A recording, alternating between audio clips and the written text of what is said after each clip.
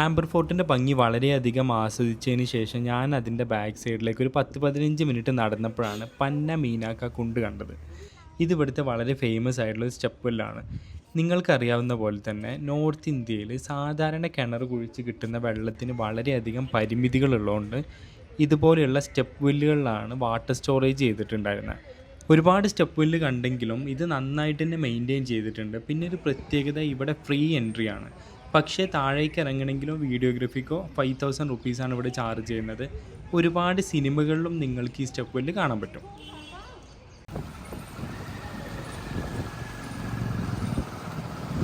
നമ്മൾ അവിടെ നിന്ന് ഇറങ്ങി അടുത്ത ഡെസ്റ്റിനേഷനിൽ എത്തിയിരിക്കുകയാണ്. ഇതാണ് നാഹർഗഡ് ഫോർട്ട്. ഇത് വളരെ ഫേമസ് ആയിട്ടുള്ള സൺറൈസും സൺസെറ്റും സ്പോട്ട് ചെയ്യാൻ പറ്റുന്ന ഒരു ലൊക്കേഷനാണ്. നമ്മുടെയും പ്ലാൻ ഇന്ന് അത് തന്നെയായിരുന്നു. പക്ഷേ ഇന്നലത്തെ ക്ഷീണം കാരണം എനിക്ക് രാവിലെ ഇവിടെ എത്താൻ പറ്റിയില്ല. അത്യാവശ്യം നല്ല തിരക്കുണ്ട്. ഇതൊക്കെ കണ്ട് നമ്മൾ അകത്തേക്ക് കയറുകയാണ്.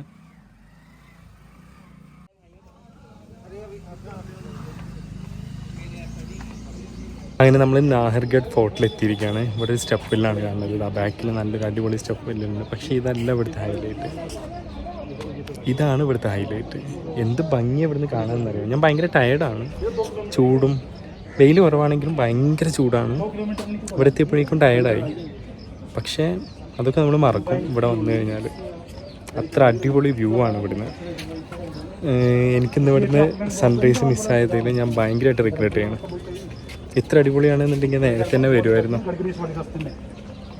ഒരുപാട് സ്റ്റെപ്പ് വെൽസ് കണ്ടെങ്കിലും ഡിസൈൻസ് എല്ലാത്തിൻ്റെയും വ്യത്യസ്തമാണ്. നമ്മൾ പലപ്പോഴും യാത്ര ചെയ്യുമ്പോൾ ആ സ്ഥലത്തിൻ്റെ വീഡിയോ കണ്ടിട്ടായിരിക്കും യാത്ര ചെയ്യുന്നുണ്ടാവുക. അതുകൊണ്ട് തന്നെ അവിടെ പോണ സമയത്ത് നമ്മൾ അത്ര സാറ്റിസ്ഫൈഡ് ആയിരിക്കില്ല. അതിൻ്റെ പ്രധാന കാരണം കളർ ഗ്രേഡിംഗ് ആണ്. പക്ഷേ ഈ വീഡിയോസ് ഒന്നും ഞാൻ കളർ ഗ്രേഡിങ് ചെയ്തിട്ടില്ല. ഇതെല്ലാം നാച്ചുറൽ കളറാണ്. അതുകൊണ്ട് തന്നെ നിങ്ങൾക്ക് കണ്ടാൽ അറിയാം എത്ര ബ്യൂട്ടിഫുൾ ആണ് ഇവിടെ എന്നുള്ളത്. ഈ ഒരു വ്യൂ എങ്ങനെയുണ്ട് നോക്കിയിട്ട് പറയും.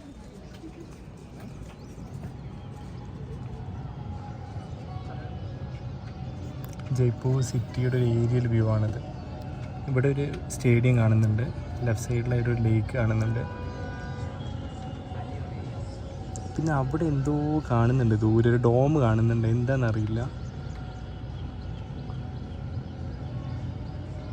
ഈ വഴിയാണ് നമ്മൾ കയറി വരുന്നത്.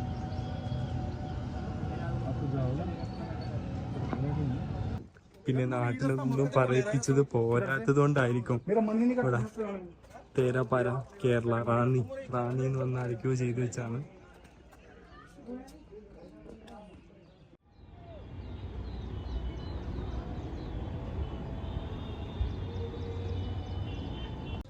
ആ നല്ല കാഴ്ചകളെല്ലാം കണ്ട് നമ്മൾ നടന്നു. അപ്പോഴാണ് നമുക്ക് മനസ്സിലാവുന്നത് ഇവിടെ തന്നെയാണ് ജയ്പൂരിലെ വാക്സ് മ്യൂസിയം എന്ന്.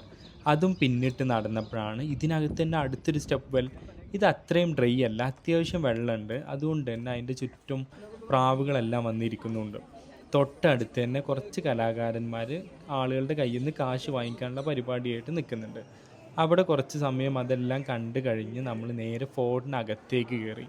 ഫോർട്ടിനകത്തും അത്യാവശ്യം നല്ല തിരക്കുണ്ട്. പിന്നെ കാണുന്ന കാഴ്ചകൾ ഭയങ്കര അടിപൊളിയാണ്. ഈ ഒരു ഫോർട്ട് എന്നതിനുപരി ഈ ഫോർട്ടിൽ നിന്ന് പുറത്തേക്ക് നോക്കുമ്പോഴുള്ള കാഴ്ച അത് നിങ്ങൾ കണ്ടു തന്നെ മനസ്സിലാക്കേണ്ടതാണ്.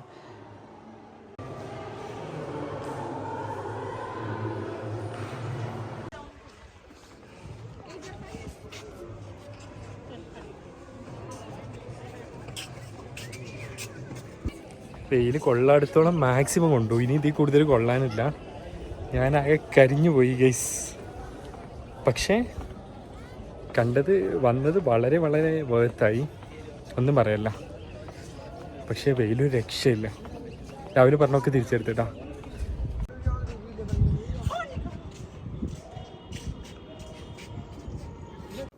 നമ്മളങ്ങനെ നാഹർഗഡ് ഫോർട്ടിൽ നിന്ന് ഇറങ്ങിയിട്ട് അടുത്ത ലൊക്കേഷനിലേക്ക് പോവാണ്. പക്ഷെ നമ്മൾ കയറിയതും ഇറങ്ങിയതും മെയിൻ എൻട്രൻസ് അല്ലാത്തത് കൊണ്ട് തന്നെ എനിക്ക് ടാക്സി ഒന്നും കിട്ടിയില്ല. എനിക്ക് കഷ്ടകാലത്തിന് കിട്ടിയതൊരു ബൈക്കാണ്. ഞാൻ താഴെ എത്തിയത് എങ്ങനെയാണെന്ന് എനിക്കിപ്പോഴും മനസ്സിലായിട്ടില്ല. അങ്ങനെ അത് കഴിഞ്ഞ് നമ്മൾ നേരെ പോകുന്നത് ജന്തർ മന്ദറിലേക്കാണ്.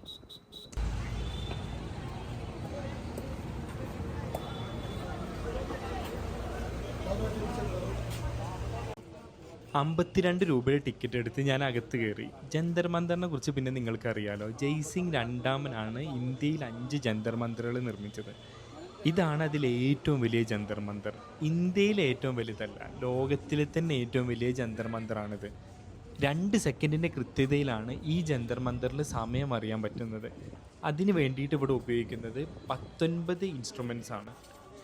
സമയം നോക്കാൻ വേണ്ടി മാത്രമാണ് ജന്തർ മന്തർ എന്ന് ഇനി ആരും തെറ്റിദ്ധരിക്കരുത്. ഇത് നമ്മുടെ ഭൂമിയുടെ ചെരിവ് വരെ കണക്കാക്കാനുള്ള ഇൻസ്ട്രുമെൻറ്റ്സ് ഇതിനകത്തുണ്ട്.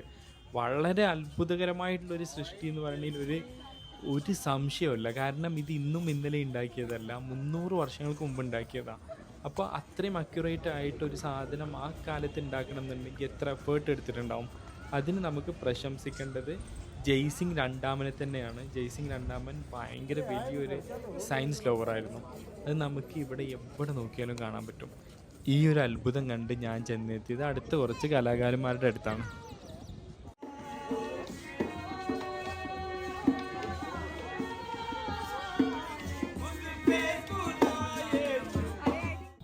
അങ്ങനെ നമ്മൾ അവിടെ നിന്ന് ഇറങ്ങി. നമ്മൾ ജന്തർ മന്തറിനോട് മാത്രമല്ല യാത്ര പറയുന്നത്, നമ്മൾ ജയ്പൂരിനോട് യാത്ര പറയാണ്.